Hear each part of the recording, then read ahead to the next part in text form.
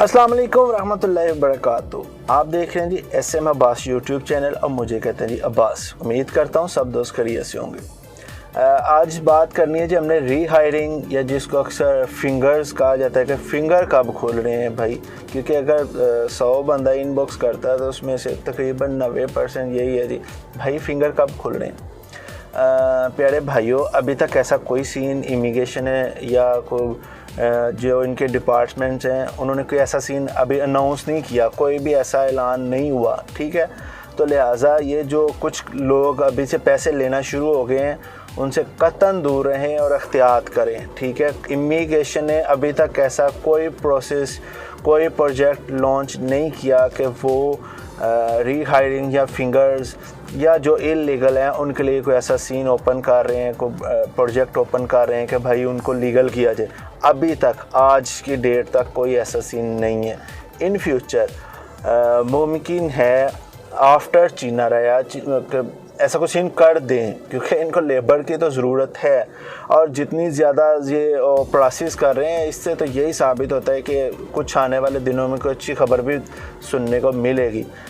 जो मलेशिया में पुराने रहने वाले हैं वो बखूबी इस चीज़ से वाकिफ़ होंगे कि हमेशा ही ऐसा होता है कि जब भी पीक पे ये ऑपरेसी करते हैं, ऑपरेसी दिन रात ये ऑपरेसी करते हैं, रोड ब्लॉक लगते हैं, तो उसके बाद ज़रूर ये मतलब जो इधर फॉरनर है उनके लिए कोई ना कोई सहूलत पैदा करते हैं, ठीक है। कोई जैसे कि लास्ट टाइम इन्होंने एक माईजी का प्रोग्राम लॉन्च किया था, तो मुमकिन है ऐसा ही दोबारा कोई लॉन्च कर दे, लेकिन अभी तक कोई सीन नहीं है ऐसा। लिहाजा किसी एजेंट की बात में ना आइएगा, किसी को पैसे ना दीजिएगा, किसी मतलब कंपनी से कोई कांटेक्ट ना कीजिएगा।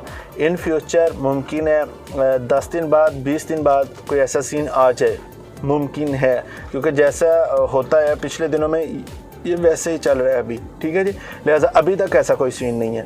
कल रात जो ऑपरेसी हुई है चौकट में आरजू रेस्टोरेंट पे, उसको रात को हमने वायरल किया।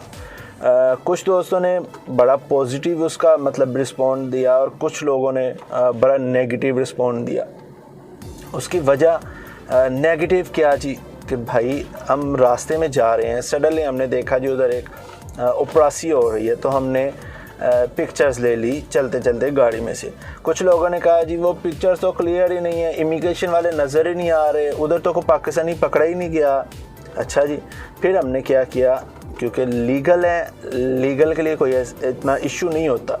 फिर हम लोग मतलब उधर गए, दोबारा वीडियो एक रिकॉर्ड हुई जो कि हमने बाद में वायरल कर दी कि भाई ये देख लो ये वाकई में ऑपरेसी हुई है, मतलब हमें क्या मिलेगा यार झूठ बोल के। तो फिर कुछ लोगों को तसल्ली हुई कि जी वाकई में हुई है। तो जो लोग तनकीद करते हैं, मेरा ख्याल है उनको तनकीद करने के बजाय खुद फ्रंट पे आके काम करना चाहिए, तो ये उनके लिए भी अच्छा है और सब के लिए अच्छा है। अगर कोई बंदा आपको कहता है कि भाई एहतियात करो, तो इसमें उस बंदे को तो कोई नुकसान नहीं है, या जो उधर रेस्टोरेंट पे लीगल बंदे बैठ के खाना खा रहे थे उनको तो कोई नुकसान नहीं है, या जो लीगल उसी कंपनी के वर्कर्स है उनको तो कोई नुकसान नहीं है। नुकसान उनको है जो इलीगल थे, नुकसान उनको है जिनका परमिट किसी और जगह था, काम कहीं और कर रहे थे, लीगल वो भी थे, ठीक है। इसलिए एहतियात बहुत ज़रूरी है। कोशिश करें पब्लिक प्लेस पे जाते हैं तो रात को ना जाएं, दिन में जाएं। अगर बाहर कहीं भी निकलते हैं अपने जो भी आपके जलन कार्ड या आपका पासपोर्ट है वो अपने साथ रखा करें, क्योंकि अक्सर ये भी देखने में आया जी हमारे कुछ पाकिस्तानी भाई हैं जो वो पासपोर्ट घर पे रख जाते हैं और ख़ुद घूमने चले जाते हैं। भाई इधर मलेशिया है, ओवरसीज़ है, कहीं भी आप चले जाएंगे तो इधर आपको पासपोर्ट की ज़रूरत पड़ेगी, कहीं भी आपकी चेकिंग हो सकती है। तो पासपोर्ट मलेशिया में 24 घंटे अपने साथ ही रखा करें। कभी भी कोई भी बुरा वक्त आएगा तो कम से कम आपके पास आपके डॉक्यूमेंट्स होंगे तो क्लियर तो कर सकते हो ना, ये बहुत ज़रूरी है जी।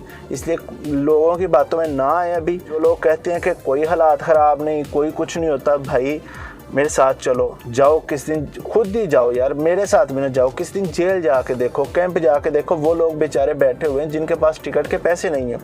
कुछ दिन पहले जब मैं KL में था तो मैंने कैंप विज़िट किया अपने दोस्तों के साथ, वहाँ वो लोग भी हमने देखे जो बेचारे कई माह से सिर्फ टिकट का इंतज़ार कर रहे हैं, फैमिली टिकट अफोर्ड नहीं कर सकती, ठीक है। तो मतलब उनका कौन सहारा बनेगा? मैं या और कुछ लोग 2-4 की टिकट करवा देंगे, 5 की टिकट करवा देंगे, हम सब की तो नहीं करवा सकते। तो इसलिए वो लोग जो कहते हैं ना कुछ नहीं है, भाई कुछ नहीं होता, ये झूठ बोल रहे हैं, तो भाई जाओ ना, फिर हम तो झूठ ही बोलते हैं ना, आप जाओ, कम से कम जो बेचारे उधर टिकट का इंतज़ार करें वो भी हमारे ही भाई हैं, जाओ ना उनकी मदद करो।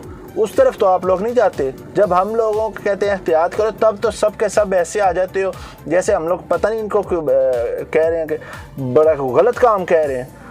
अब भाई एहतियात आपके लिए ज़रूरी है, एहतियात करोगे आपको फ़ायदा है, अगर कल को नुकसान होगा आपको होगा, किसी एजेंट ने आपका साथ नहीं देना, जो भी आपके पीछे आएगा उसने सब के सब ने पैसे लेने हैं। एजेंट जो भी मलेशिया में, क्या वो फ्री में काम करते हैं? कौन सा एजेंट है जो फ्री में काम करता है? कोई एक बता दो। इधर इन्होंने एक पुलिस रिपोर्ट भी बनानी हो ना, जो 2 रिंगट की बनती है, सिर्फ 2 रिंगट की, तो वो भी उसके 200 रिंगट तक लेते हैं ये लोग। तो क्या ये आपके हमदर्द हैं? कौन कहता है जी आपके हमदर्द हैं जी? ठीक है, ये सिर्फ़ और सिर्फ आपको ऐसे ही कहेंगे कि हमारी कहीं ना कहीं से दिहाड़ी बन जाए जी, दिहाड़ी लगनी चाहिए इनकी, और इनको किसी काम से कोई मकसद नहीं है। लिहाजा भाई एहतियात अपने लिए करो, अपनी फैमिली के लिए करो, ना कि किसी और के लिए। ठीक है जी। जो लोग रात को घूमने के शौकीन है, अभी 10 से 15 दिन भाई बहुत ज़्यादा एहतियात कीजिए, क्योंकि 21 तक और 21 के बाद 1 हफ़्ता ये लोग बिल्कुल उपरासी करेंगे, ठीक ठाक किस्म की करेंगे, रोड ब्लॉक लग रहे हैं, लगेंगे भी। एहतियात बहुत ज़रूरी है आपके लिए और आपकी फैमिली के लिए। हमें कोई इससे न फ़ायदा है न नुकसान है। इंशाल्लाह फिर किसी नए टॉपिक के साथ हाज़िर होंगे, तब तक के लिए इजाज़त दीजिए। अस्सलाम वालेकुम व रहमतुल्लाहि व बरकातहू।